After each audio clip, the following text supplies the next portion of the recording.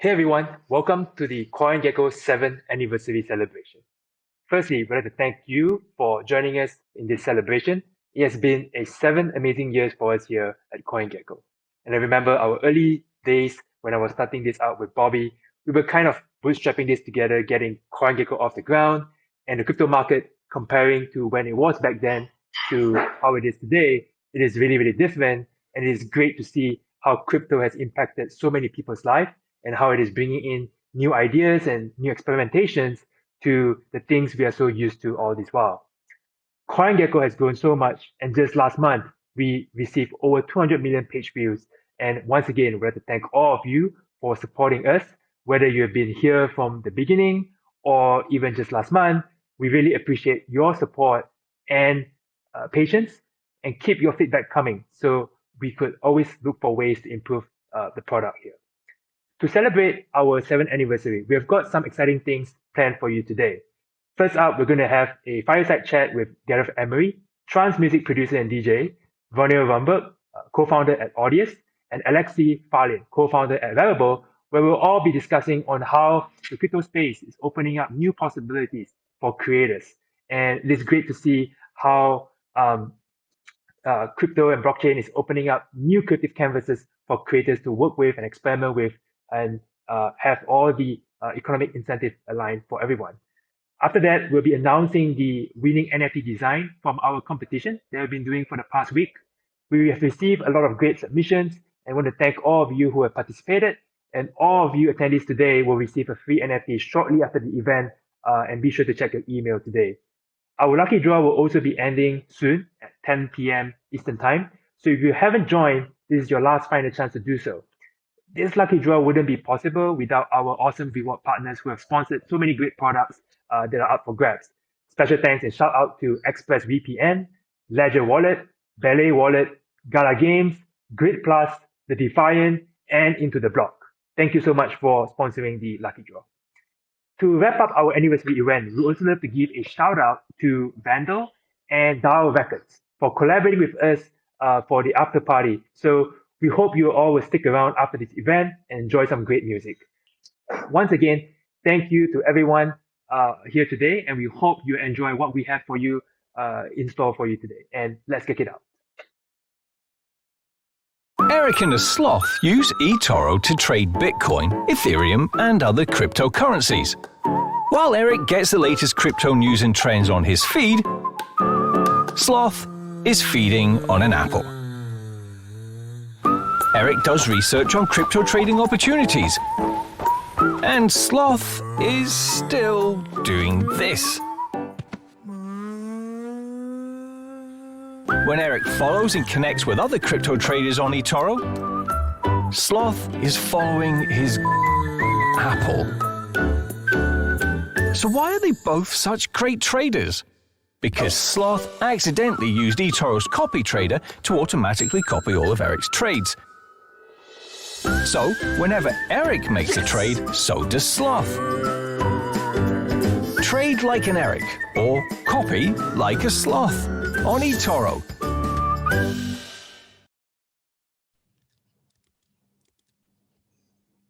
All right. Hello, everyone, and welcome to the CoinGecko 7th anniversary celebration. And this also happens to be our 11th virtual meetup that we have been doing so far. I am TM Lee, co-founder at CoinGecko, and I'll be moderating this panel session. The topic for today is the crypto creators economy. And in the past few months, we have seen the rise of NFTs and how it has changed the way we consume digital content. To provide a little bit of introduction, NFT stands for non-fungible tokens. They are tokens with unique characteristics, unlike regular cryptocurrencies. And lately, we have seen an influx of creators, such as digital artists or music producers, using NFT as a way to monetize their work, better connect with their audiences, and also opens up new forms of creativity expression. While this movement has been around for about 2 to 3 years, it was only in recent months that we are seeing a huge mainstream explosion, which is really, really exciting. And in any case, we're going to learn all about that today with these 3 great distinguished panelists here. And first up, for introduction, we have Gareth Emery, trance DJ and producer. Gareth has been a long time trance music producer and DJ. If you're in the EDM or trance music scene, I'm sure you definitely listened to Gareth Emery's song one way or another, and he's been a big follower of the crypto space since 2013. So it'll be great to hear his perspective on the intersection of art and crypto. Next up, we have Roneil, co-founder at Audius. Audius is a music streaming platform that aims to connect listeners directly with musicians in a decentralized manner. And I've known Roneil for a while, going way back to the early Dogecoin community. And it's really exciting to see where Audius have gotten thus far and helped to redefine the music industry. Lastly, we have Alexei Falin, co-founder at Rarible. Rarible is a community-owned NFT marketplace where anyone can mint, buy and sell collectibles. They were one of the first NFT platform that introduces a token, liquidity mining, and also have a DAO to govern the entire ecosystem on Rarible. I'm sure if you are a fan of NFT, you will definitely not miss out on Rarible. So welcome everyone to the show. Thank you. Right, so let's jump straight to the topic, right? So I guess like the recent movement that we are seeing with NFT and blockchain right now, and the fact that a lot of creators are jumping into the space right now, there's gonna be a reason for that, right? And my guess is that there is a reason that in the old economy, the old way of doing things, there's gonna be some problems over there. So I guess based on your experience, your own perspective, what is it that is broken with the old economy that is faced by artists, musicians, writers, or even creators or collectors in general? How is it that this is a problem that crypto or blockchain can solve? And maybe we can start off with Gareth and we'll move on to Roneil and Alexei. Yeah, Gareth, you want to go ahead? Yeah, sure. I guess obviously NFTs had been around for some time before they really sort of hit the mainstream. I first became aware of them with the CryptoPunks project back in 2017, which was an amazing project. I'm sure most people know about it if you're into NFTs. And I kind of saw the potential then. I ended up in business with the creators of CryptoPunks, John Watkinson and Matt Hall. And obviously in 2017, we had these crazy crypto markets, and then there were a few quiet years. And I think during those quiet years, a lot of amazing building happened, which where a lot of the great platforms like Rarible kind of started to take shape. And then I think in late 2020, early 2021, you just had the right sort of melting pot of circumstance. You had this global pandemic that had meant people had been spending a lot of time at home in front of their computers, which I think definitely quickened the acceleration. And I think the platform sort of reached a point where they were ready for mass appeal. And we all know what happened next. I think the last 4 or 5 months have been absolutely crazy.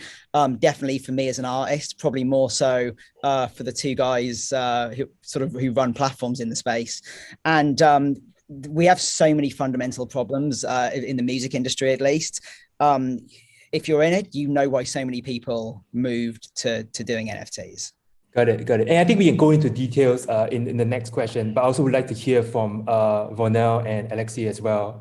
Based on as a guy running platform, I'm sure you're getting a lot of information coming in, and even the features that you build are also meant to help creators as well. So what is it that is broken in the old economy that you realize that you incorporated into Rarible and Audius? Yeah. Roneil, you want to go ahead?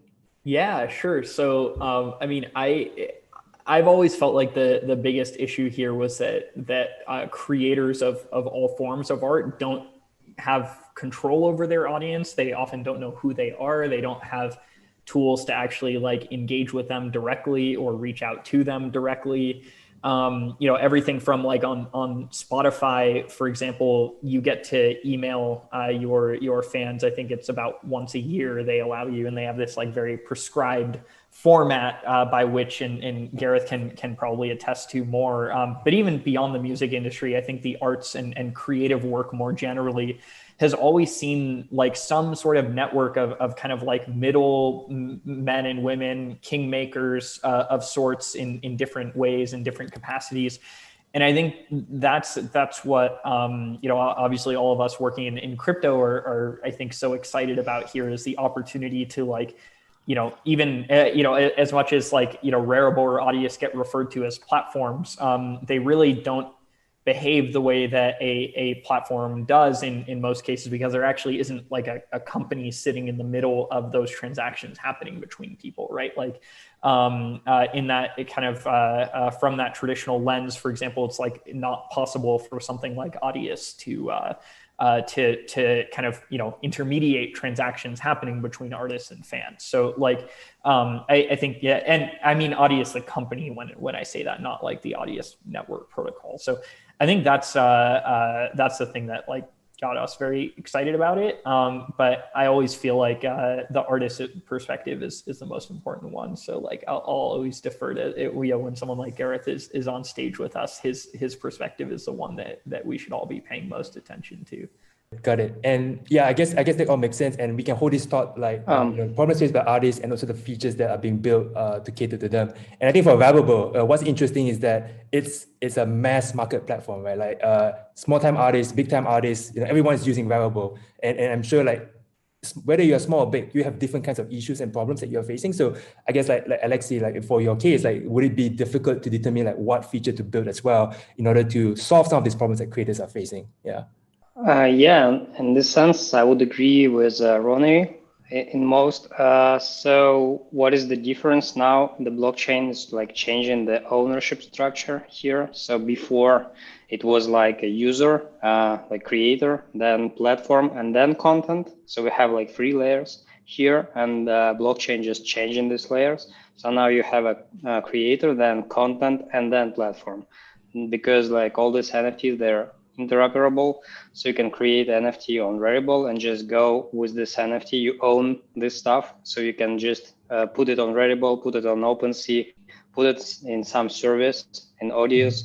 So you just can use your content in different platforms. So it's kind of changing these layers, and this is great because it's just one layer closer of like ownership of the content to the creator, which allows like all this great stuff to work, such as instant payments, let's say. So when you sell an NFT, you can have this money right away to your pocket as a creator.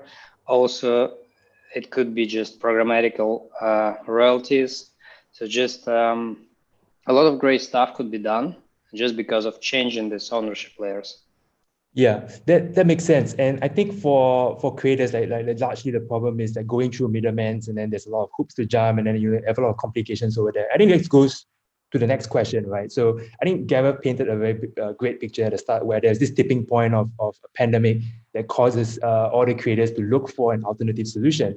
But I'm also wondering, like, how has the traction been? Obviously, we have seen like headlines of big names making big sales, and then people are getting curious in general. But sometimes when I go down the street and I speak to creators in general, they get really, really skeptical despite all these headlines. Like, I don't know what's in their mind. It could be that maybe, due to the crypto history, like things are like a bubble, it goes up and down, or maybe this is just a temporary trend, or maybe it's just too difficult to figure out like what's happening. So I guess, Gareth, like in your circle, and you also being in the crypto space for a while, like, do you see like fellow DJs, fellow creators who are also being very open to exploring this way of connecting with their audience, or are they okay with the way they're doing things right now with their podcasts or iTunes and Spotify?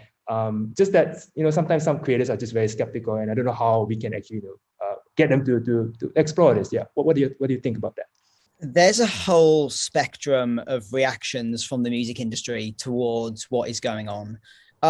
One thing the pandemic certainly did is showed us all that we were too reliant on live music income. The vast majority of artists are making 90% of their income or more from gigs, live performances, because that's where the most money was, and 10% or even less from merchandise, from streaming. For those that don't know, on Spotify, you need 1 million streams to earn $3,500. And it's not an easy task to get 1 million streams, though those $3,500 then go to your record label that may be taking 50, 60, 70%, and then they get divided amongst you and any collaborators. So it's difficult to make money in other ways. So obviously last year in the pandemic, people started going, we've lost all of our income, touring's gone. how are we going to survive? So people got really creative. They were selling merch. They were doing streams on Twitch and getting tips and stuff.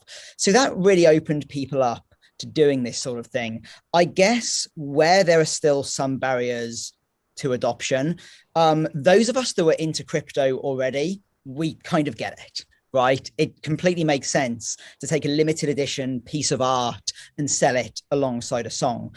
But I still don't think we really have the killer way of integrating an NFT with music. I think it works great for art, but in music, the place where I think that'll be really exciting is where you can kind of say, I could sell 50 songs as an NFT, and then the holders of those NFTs can unlock the song on a platform they already use, be that Audius, I'm sure there's something like that upcoming on that on the platform, or if Spotify or Apple Music got in on it. Wouldn't it be amazing if we could trade these limited edition records, as it were, and whoever owns the token unlocks the song. And then if you trade the token, you no longer have access to the song. That for me would be somewhere close to a killer app for music. Because we haven't got that right now, you have a whole kind of bunch of different people. Some like me are into crypto already, so we're doing it. Others don't get it, so they're staying away. And there's others, which I'm just going to speak frankly, see the money and see it as a cash in. So are coming to try and make as much cash as they can. No real interest in crypto or providing long-term value.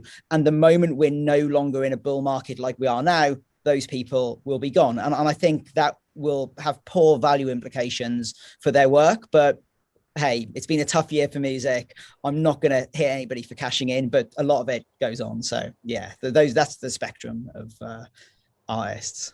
Yeah, I guess that makes a lot of sense, and it will also be good later on. We can talk about token ownership and also like regards to trademark digital content rights and stuff like that, which will be interesting concern, I guess, to music new creators. But I guess like good way to segue to Roneil's side of things, right? Like okay, given the context that's painted by Gareth, right? I'm sure like yes, right now a lot of the creators are using stream services, Twitch and whatnot, but monetization is a problem, right? They have to rely on donations on Twitch, and which kind of work. But I guess Audius is trying to solve a problem where the correct incentives are being aligned between the listeners and the producers, music producers as well. And at the same time, you have to find yourself educating those artists that comes on board on Audius, because it's a very different platform than they are used to. And how has that process been like for you, adopting new creators? It's a really great question, and I think Gareth's context around kind of what the pandemic meant for the music industry is like, I think somewhat inseparable from our journey through this time too, right? So Audius launched publicly in September of 2019, and it was just 5 months later or so, right, that this whole pandemic situation began, right? So like I think, as a result of that, like folks that we were talking to were kind of more open than ever to like learning more and engaging more. I think honestly, just out of a place of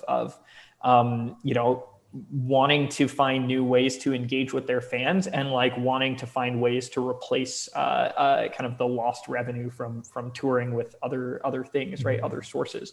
And I think that's kind of the direction that we see most exciting going forward around Audius is not kind of creating a one-size-fits-all streaming model, but giving artists the freedom and power to choose how to craft sort of like the structure of the business that they engaging with fans, right?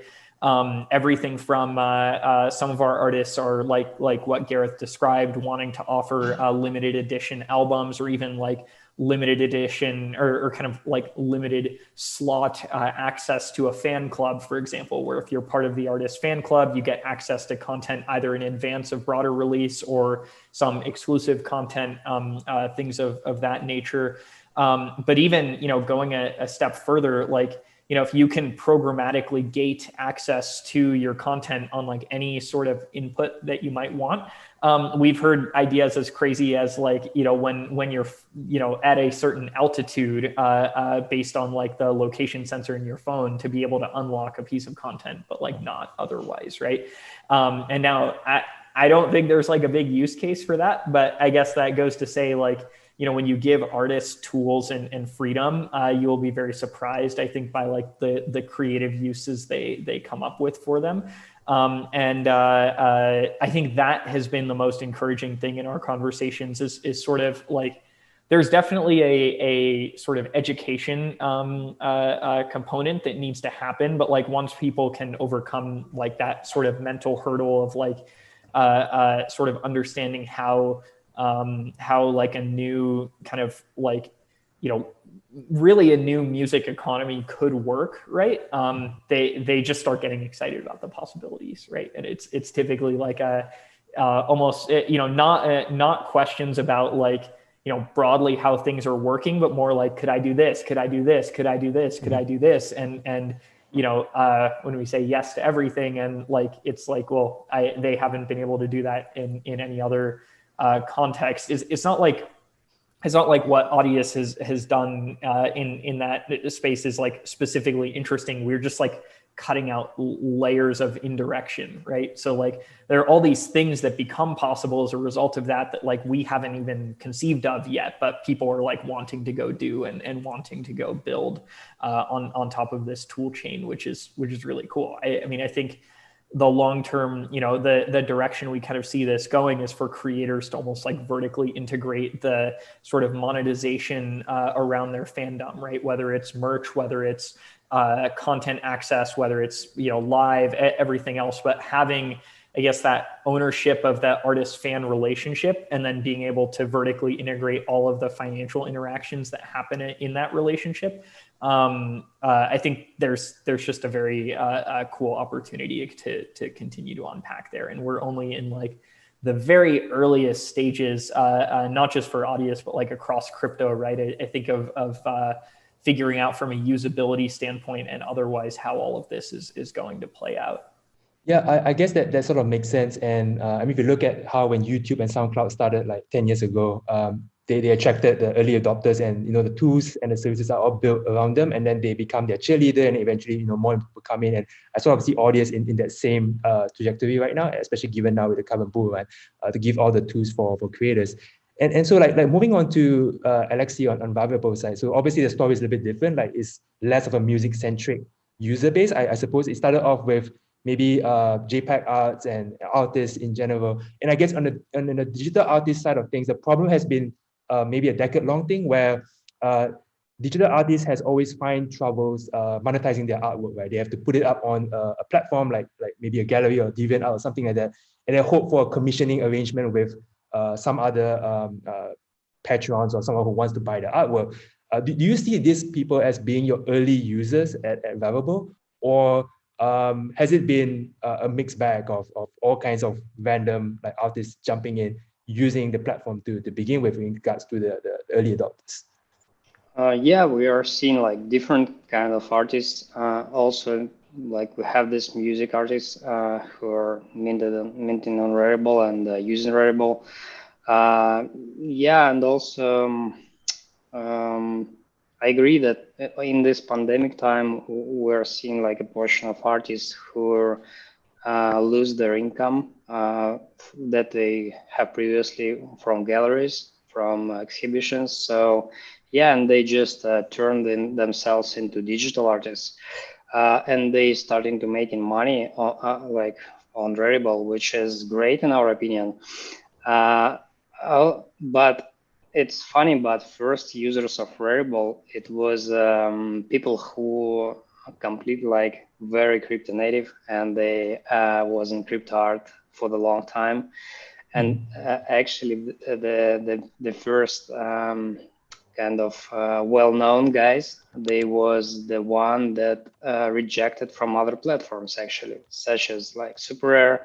They have the straight curation, and they just blocked several guys who was very popular, and they didn't comply with the, like, I don't know, Super Rare rules. So they just try to they starting to find a way to express themselves. Yeah, and they end up with dropping some stuff on Rarible. It was like a trash art movement at some point, if you have an eye on this. So it was a very fun time. But later on, yeah, a lot of guys just come to the Rarible, and from different directions. A lot of from crypto art, a lot of from digital art, and some portion from traditional art who just turn themselves into like digital artists while this pandemic time is going. And yeah, that kind of makes sense. And obviously, we are giving tools and powers to creators to do all these things. Going back to the earlier topic about copyright and DRM and trademark and all this kind of thing. I think on Rarible side, there has been, it's an open platform, right? Anyone can just mint any kind of JPEG, whether it's a violation of copyright or not. And I wonder like how, I know like Rarible has a sort of a DAO system. I don't know if that is involved in policing all these things and how good that is, because speaking to some creators, like, they are very concerned about, having their music or their art piece somehow being tokenized somewhere else without their knowledge. And they're trying to get their lawyer to go after the person who mint the token. And also for themselves, when they go ahead and mint their own token somewhere or put their music on some platform, they are also afraid that someone will just take that and just copy it and put it on some private website and stuff like that. So I guess that's something we can talk about later, but specifically for Rarible, like is the DAO the solution to this problem, or is there other things that you're looking at? So far, yeah, it's not so, I mean, right now it doesn't work like this. So DAO isn't involved in this decision making on like DMCA claims or IP rights violations. So currently we just try to solve this on our Rarible front end. So we actually have like also both parts, just the Rarible front end and the Rarible protocol layer. So if you mint on the Rarible protocol layer, we couldn't do much actually, but on the Rarible front end side, we definitely could ban if some items or some artists who like violates the rules, just copy other stuff from other artists. So this is work like this. If we receive like a DMCA claim, so we have to take down the content, but it still could be on this blockchain. And yeah, essentially, these guys, they can just try to trade this content on other platforms. But we also speaking with other platforms to launch some kind of shared database of such kind of bad actors and bad content to be able to completely take down all this stuff across the different platforms. So yeah, there is a problem, but kind of there is a solutions, and market is working. I mean, I would say that like as a whole, market is trying to solve this just because it's economically kind of incentive to be honest and to do right things for the whole market. So I guess this problem will be solved. And right now, I wouldn't say that this is like a huge problem. We're having this DMCA claims, but very few. So usually people, anyway, they try to be kind of try to do right things. Yeah, I guess the market force is a good thing, but of course the market isn't too efficient. Like it's not easy to explore the entire blockchain to know, like, when it was minted in the first place, where was the original copy or version of it. Even Google image, maybe Google image would help, but it's not an easy problem to solve. And I guess like turning back to maybe Gareth or Roneil, do you have anything to add with regards to this in your perspective of things when it comes to ownership or rather DRM? Yeah.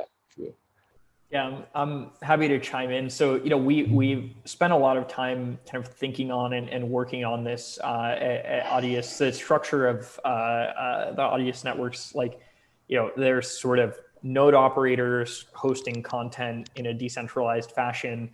There is the like Audius.co front end, which our company does operate, right? And then there's kind of like the blockchain layer itself, right? And there are kind of different mechanics and sort of tools available, right? But obviously, like many of our bigger artists in particular, very concerned about people uploading content to Audius that they're not authorized to. You know, we've I think been able to design like each of those layers thoughtfully towards that end.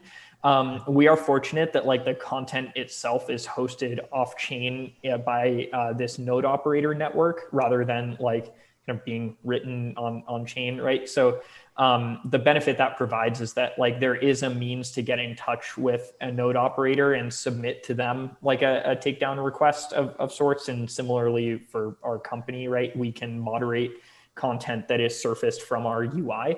But as of today, there are about 4.5 million people listening to content on Audius every month, and there are about 350,000 tracks. Like, things happen, right? This is a user-generated thing. People will go out of their way to do stupid things.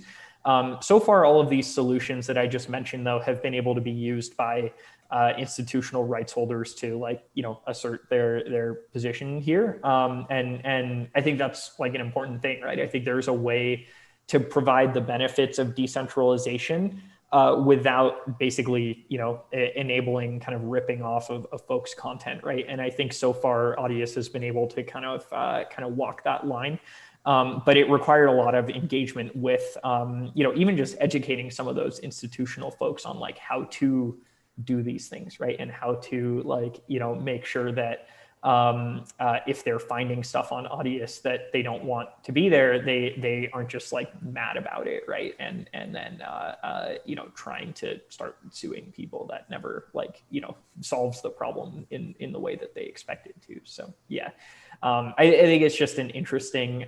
This is a place where like the nature of this tech that we build with in decentralized land is like somewhat fundamentally incompatible with like kind of the legal system asserting power over things, right? Because the blockchain doesn't listen to what like a court says, right? But you can, I think, structure incentives to respect the rights of people, even in the absence of like a court system being able to enforce those rights upon, by decree upon the people who operate the platform. Right. Yeah. And I mean, it almost feels like the thing about this kind of spams, if you will, they're all done right by robots, right? All they need is just to keep trying, and then they just make like the bits and pieces here and there in terms of incentive. And then if you block them, they'll just come back again with other content. And it'll be an ongoing battle. And I think like at scale, like it is definitely going to be an issue that requires, hopefully the market force can come in and determine all these things.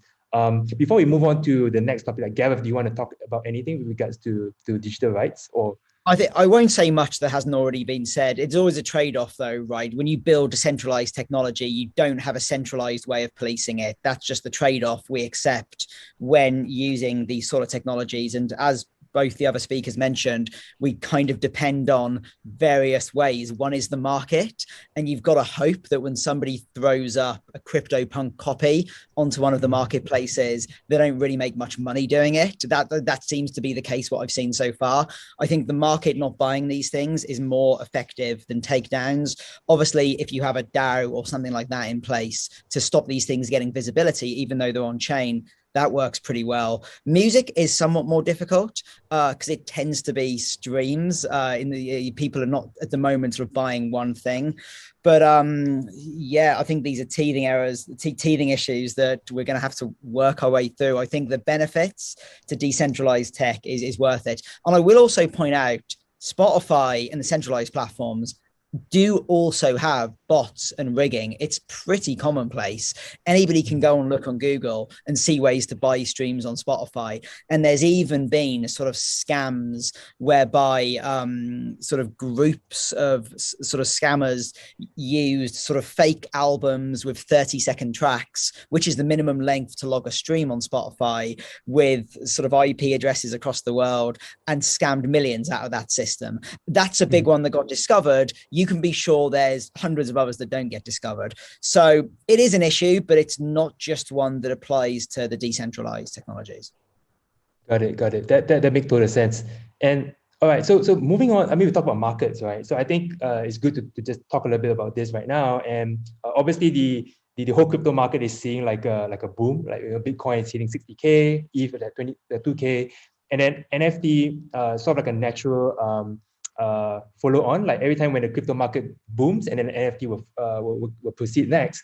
And the way we're looking at NFT right now is that it definitely exploded beyond tipping point, but also there is some sort of a market imbalance. Like it seems like it is the crypto whales that are buying up all these NFTs and making up all the headlines. And also the creators that are hitting the headlines are also the bigger name creators, but we don't really hear so much about the smaller names. So I guess a couple of things here, like is this, for someone who is breathing and living in the space, working with creators, do you think this is a hype, or is this a tipping point for something more long-term? So even if the market do collapse, either the NFT market collapse or the crypto market collapse, people will just still stick around because it provides the tools and the solution for them to continue connecting with their audiences. I guess that's one point. Second one is, how are the small artists going to come in and get exposure when it's being dominated by the whales of the whole space? Like, it's getting a bit imbalanced at this point in time, and how can we bring balance so that everyone can sort of like benefit from this whole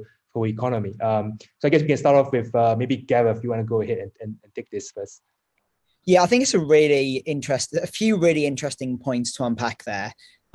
Personally, I think it can be both something of a hype movement right now and the future. It can be both of those things at the same time. Any of us that have been into crypto for more than a year have seen the ups and downs. I very vividly remember the hype of Bitcoin hitting $1,000 in 2013, and then the 4-year bear market that followed it. And I remember the ICO boom of 2017, and then the 2 or 3 year bear market. Now, I would personally hope that we don't see such a sharp sort of cliff edge drop this time around as we did the last time, mainly because you've got so much more institutional money, at least in Bitcoin and Ethereum, whereas 2017 was more retail investors that probably were more susceptible to panicking and getting out really quickly when they bought Ethereum at $1,300, and all of a sudden it's 1,000, and it's like, damn, we need to get out. So that said, we definitely are in a bit of a hype market, and I think 2 observations. I think from the perspective of people buying things now, particularly people buying NFTs, I think you really have to look at people's history and credentials in the space and ask, how likely is it that they will be sticking around over the next few years? So, when you look at an artist like Blau, for instance, who made, I think, $10 million with a music-based NFT, he's been in the space for sort of 5 or 6 years. He was there working his ass off during the sort of bear market years of 2018, 2019. And you can be pretty confident he's going to be around getting new value offerings for people that contributed to previous NFTs. And I'd hope people can feel that way somewhat about me as well. I've been in the space for a while. I think it's when people sort of enter the crypto space with no history and come up with things very quickly, particularly celebrities or musicians, I think those are the offerings that are most likely to lose value. Where I think we can be better, and where I think more work needs to be done. And I do think smaller artists are doing well here. I mean, I read stories every day on Twitter of people who have made, if not headline grabbing amounts of money, certainly life-changing amounts of money by selling their art on the blockchain. I think gas fees are a real issue, and I don't think we have an elegant way of solving that right now. I think that has really made the entry level pretty difficult.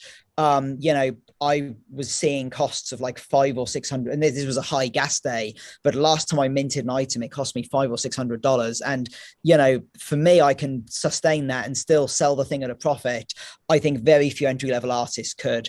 And we need to find ways of fixing that, whether it's some form of gasless minting and sort of custom, I know a lot of people don't like.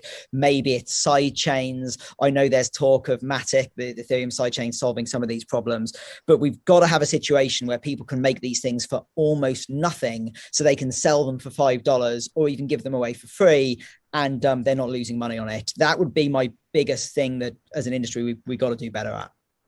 Right. And we can definitely talk about scalability. But of course, before that, perhaps on Alexei and Roneil's side, like do you see any issues with the current market that will be a problem if there were to be a collapse in the crypto price, or the traction seems to be organic and most of them may stick around. Like perhaps Roneil, do you want to chime in on this if you have any thoughts? Yeah, sure. I mean, I think the thing that is so different this time from, I started kind of mining altcoins like Dogecoin and others in 2013 or so. That was when I first got into crypto, and TM, that was, I think, when we first hung out in the Bay Area, like way back then.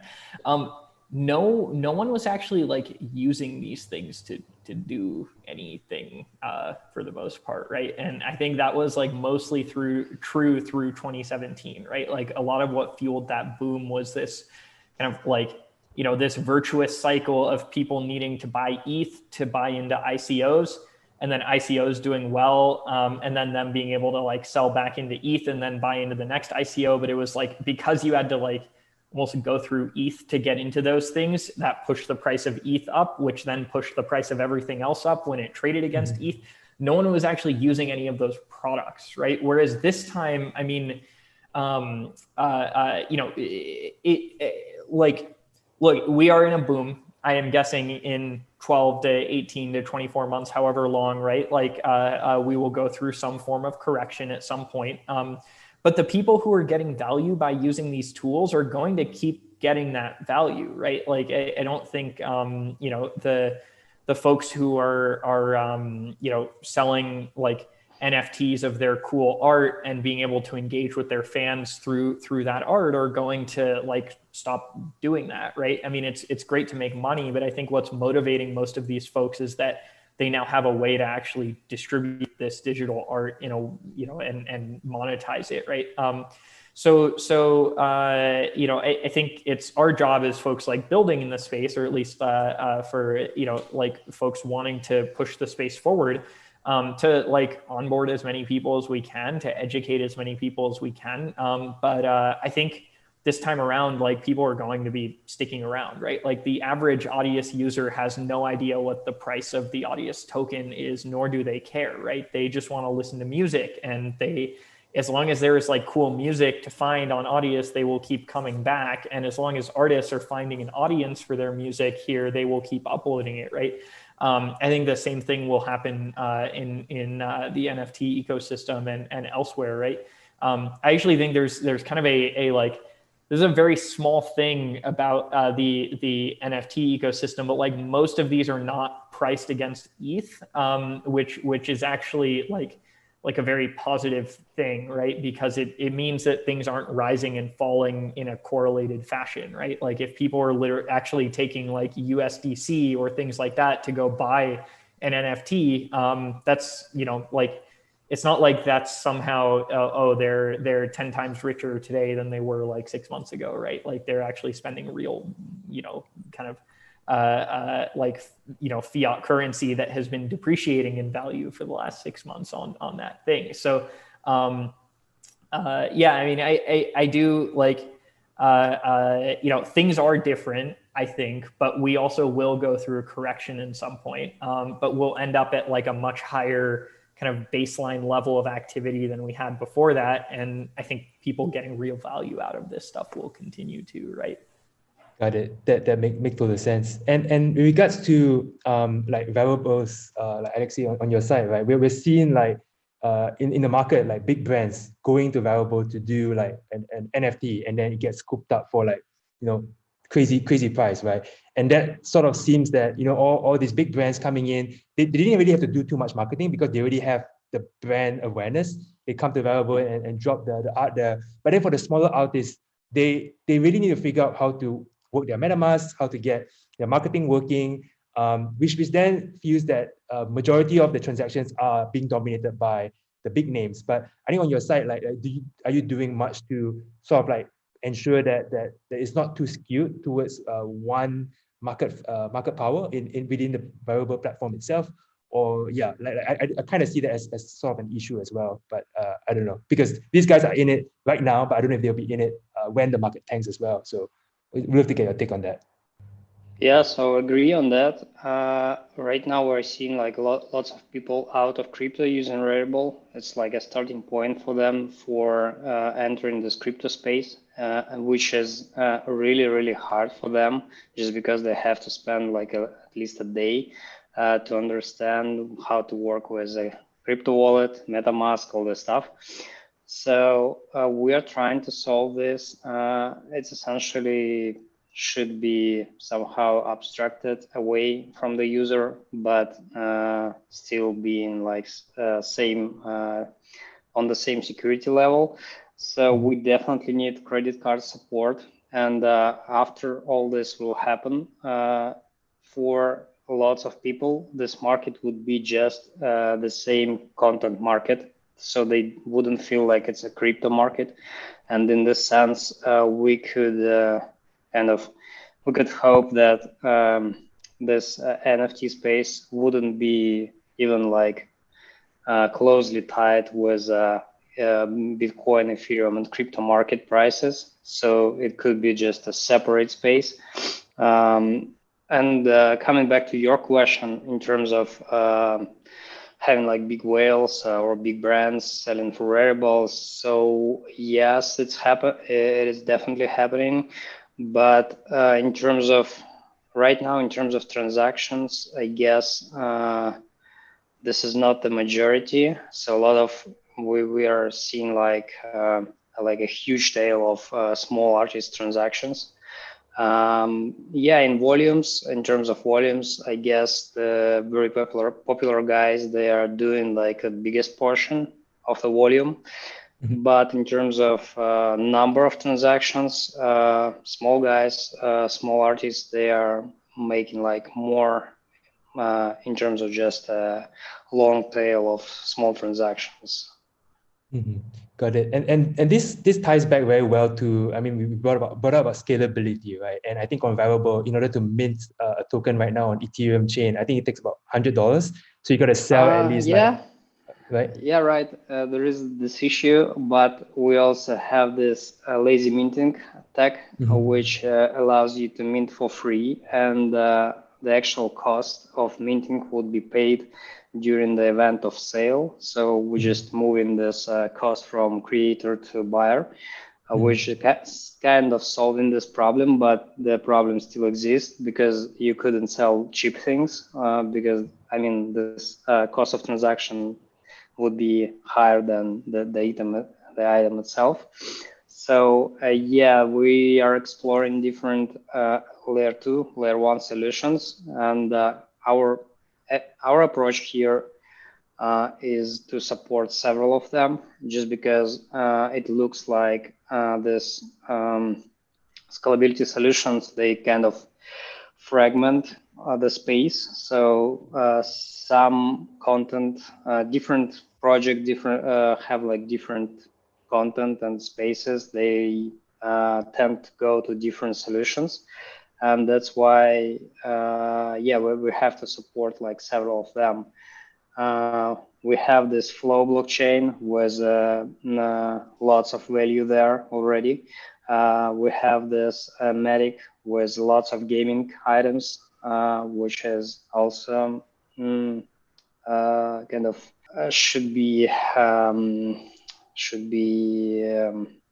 working with Rarible. So Matic, Flow, ZK Snarks, Starkware, several like unstoppable domains would be trading there soon.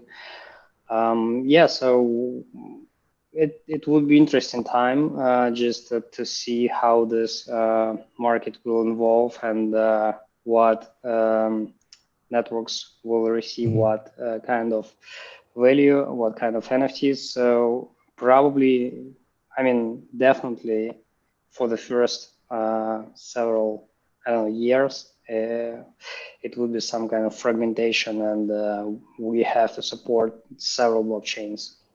Yeah, I guess like that is definitely an issue. I mean, supposedly, if you were to integrate with multiple chains, now the assets can then exist on multiple chains. And how do you track, like, does this come from the original owner? And is this a copy? Is this really unique? I think that is itself a whole different topic up for discussion in a different session. It could be technical or not, but yeah, I think that's definitely needed, because having everything on Ethereum on the Ethereum chain just doesn't seem to scale very well. And yeah, so I guess so we are almost closing to the end of the session, but I would love to touch on this topic a little bit to get your perspective. Like, what kind of creative content do you think we will see next? Like, so far, the current explosion is that people are tokenizing artwork, and because it's easy to understand, it's sort of like the narrative sort of like flows very well, and then you put it in a gallery, you get it for sale and auction, and then we got collectible cards as well with Top Shot and Flow. Music seems to be making its way in as well, but I'm just wondering, like, are we going to see more tokenization of whatever that's digital right now and just put it in an NFT, or are we going to see something really, really, really different that we are not used to today? Like, take for instance, I think DJs, music producers, they like to combine music from different places. Like, is that the next generation of thing? Or even for artwork, right? It could be a collaborative artwork from everyone around the world. So these are things that are very not skeuomorphic kind of artwork that we are seeing today. But just want to get each of your perspective on where this space is headed in terms of creativity. Perhaps Gareth, you want to go ahead with this one? I mean, the mind boggles at the amount of potential combinations, right? From things you mentioned, like hundreds of thousands or millions of artists collaborating. I think the generative artwork is really cool. I bought a few pieces of generative art myself, and some of them actually look good, surprisingly. I think it's really, really interesting. For music, I do think we have more. I think Roneil and the team probably have more sort of fundamentals, sort of applications in terms of NFTs to fix first. I think, like, until you can buy music via an NFT and then use that NFT to unlock a song, that really should be the entry point. Because let's be honest, the way we're using NFTs right now in the music business, they're not really linked to the music. You have the song, which is available on Audius, Spotify, Apple, wherever, and then you have the NFT, which is a piece of art. But generally, the NFT doesn't unlock the song. That's not really how they're being used. So I don't really think, for the most part, we actually have music NFTs right now. We really have musicians doing art, because art has kind of been the first killer use case. So I think those solutions for music kind of have to be fixed first. Once you get over that threshold and people start using them, the amount of combinations is absolutely insane. And the real take home for me, why this all gets me excited and has done for years, is it is giving the creatives, the artists, be them traditional artists or music artists, control of their own economics. Now, people don't necessarily realize this. Spotify, and I like Spotify, like I will say, I'm about to slag them off, but I will say I'm a fan of the platform. They created some potential monetization out of the dumpster fire of Napster. So, like, we're going to give them credit for that. But look, Spotify and Apple Music are as far away from a genuine free economy as you could possibly be. You have these two massive monopolies that control access. Normal people cannot even upload songs to them. You need to go via a distributor. So they won't even deal with the general public. And on Spotify, the value of every single song is $0.004. You want to do a limited edition? You can't. You want to do limited artwork? You can't. You want to do like a time limited release? You can't. None of it. It's one size fits all, an all you can eat buffet.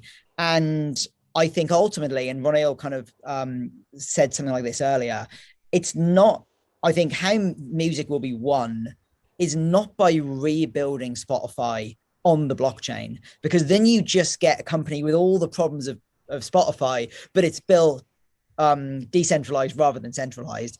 I think it will be giving creators control of their economics to really interact with their supporters and their fans in a multitude of different ways, many of which we can't even fathom yet. The same way you've seen traditional artists do it. That is kind of what's exciting. And that's why we need this kind of like buffet of different options so artists can choose and they can essentially create an economy that makes sense for them. That's what's going to be exciting. Right. And I guess with unlocking the tools and capabilities, they will then be able to express it in more ways beyond what we are seeing right now. And I think that's like the next segue of things. All right. Roneil and Alexei, do you have anything to add with regards to what you think you like to see with creative content coming in next for the space? Yeah, I mean, I think like Gareth just summed that up so well. I think the only thing I can add is that like, I do think to some extent, like the limitations of platforms as they are today guide some of the music that people make, right?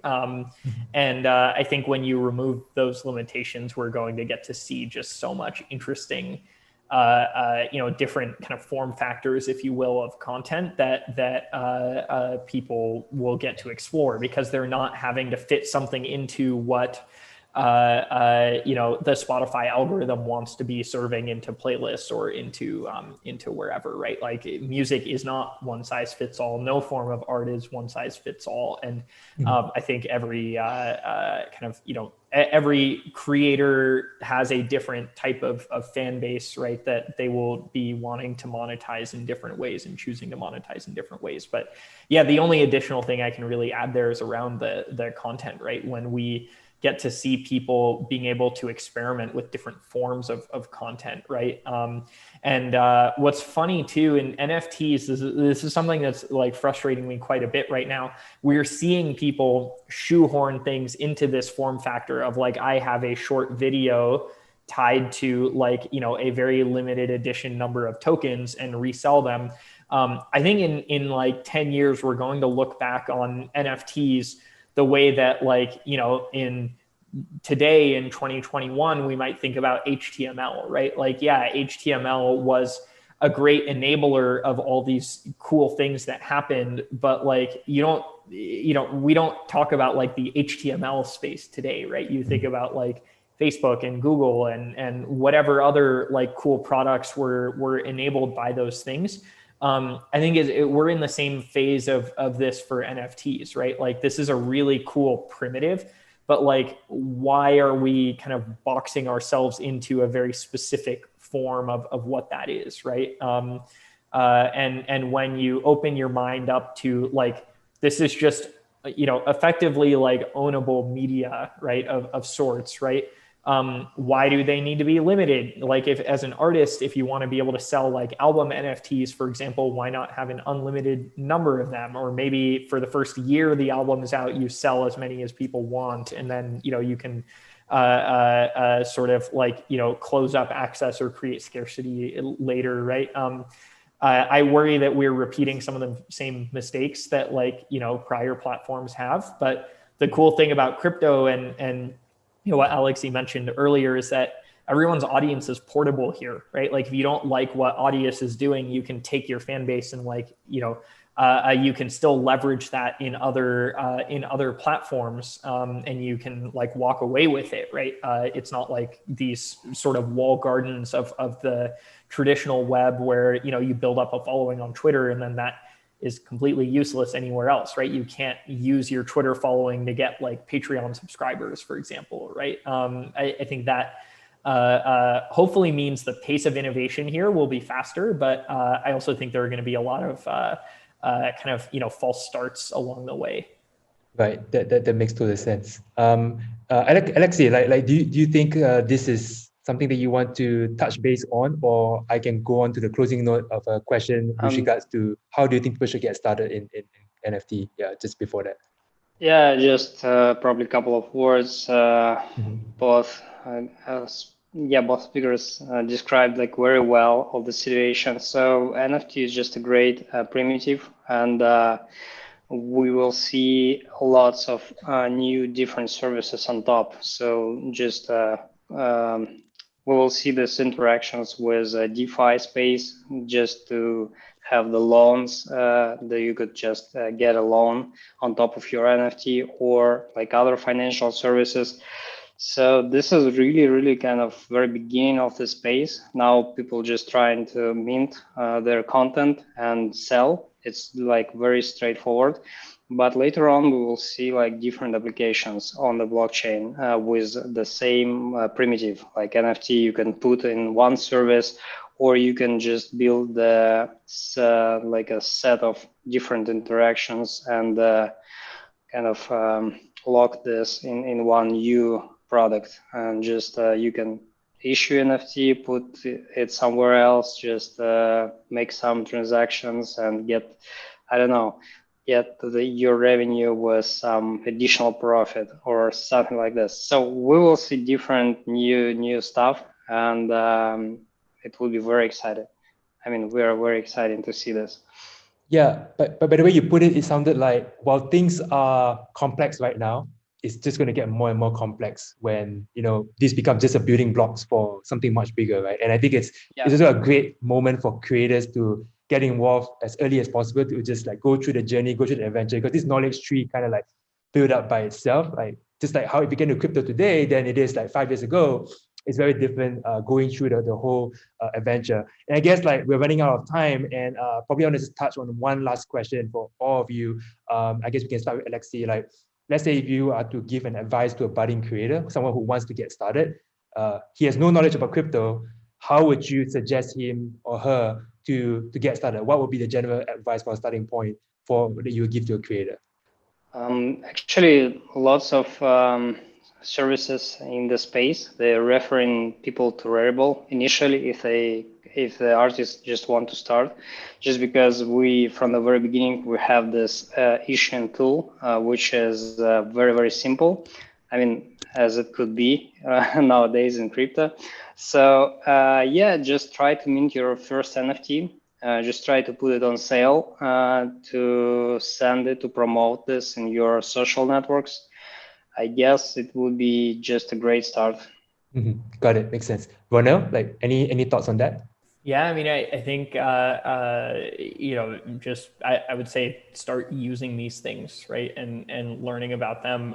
I do think over time, while the complexity of options and kind of different trade-offs available will increase, usability will get better. But that will also mean more people creating things in this ecosystem, right? And the earlier you can be, the more audience you can capture, right? And you can see this in any other kind of like platform that has grown, right? Look at like Twitter, the accounts from 2008 or 2009 or 2010 tend to have like far more followers than people who are signing up like today, right?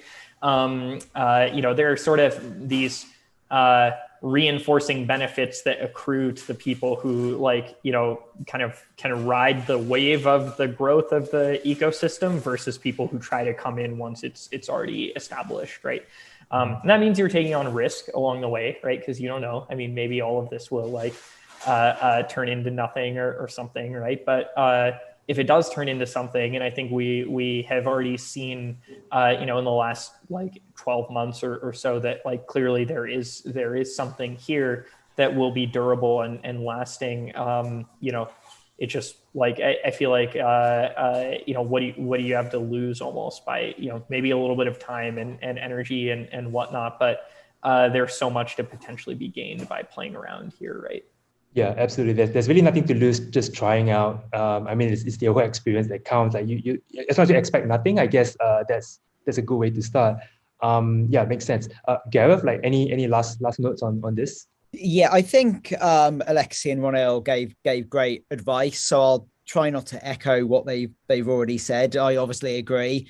There's a lot of upside and not much downside to getting involved at this early point. So assuming as an artist you have a passion for slightly experimental technologies, you absolutely should be experimenting. And experimenting before you give anything to the public. Don't make the first thing you mint the thing that you're most proud of in your whole life. Do something small, like learn how it works.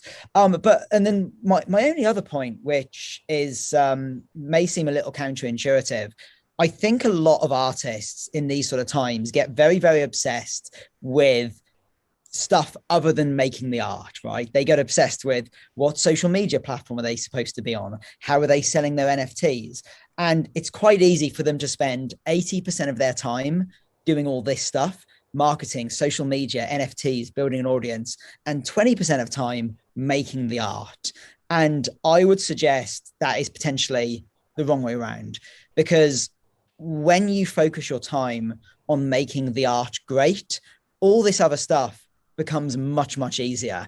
If you spend 80% of the time focusing on making your art or your music as good as you possibly can, when you come to sell it as an NFT or otherwise, it will be much easier. You won't have to think too hard about building up your social media following because your work will speak for itself. And that takes care of a lot of these other problems. So don't neglect the art by spending too much time thinking about how you're going to sell it, would be my last point on that.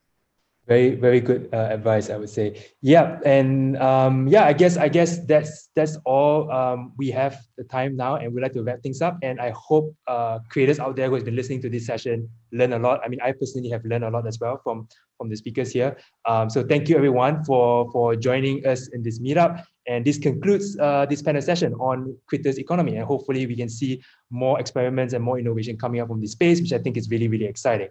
But of course, don't go anywhere, because if you want to hang out and listen to some music, stay tuned, as we're going to have an after party to enjoy some good music, and it will be streamed here, and it will also be streamed on Decentraland and CryptoVoxel. So swing by over if you have an avatar. And of course, special thank you to all our speakers here, Gareth, Alexei, and Roneil, for sharing their thoughts and insights. Appreciate you guys able to make the time to come in. So I look forward to seeing all of you again, and take care, everyone.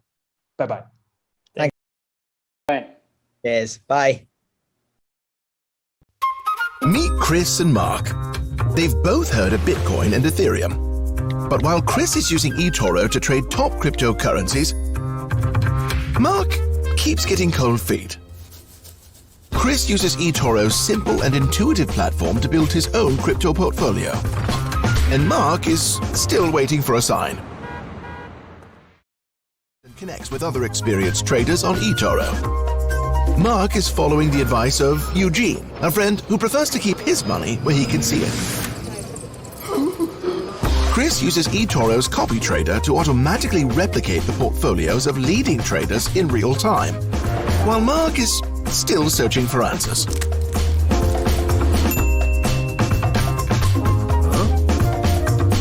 Do you feel like a Mark?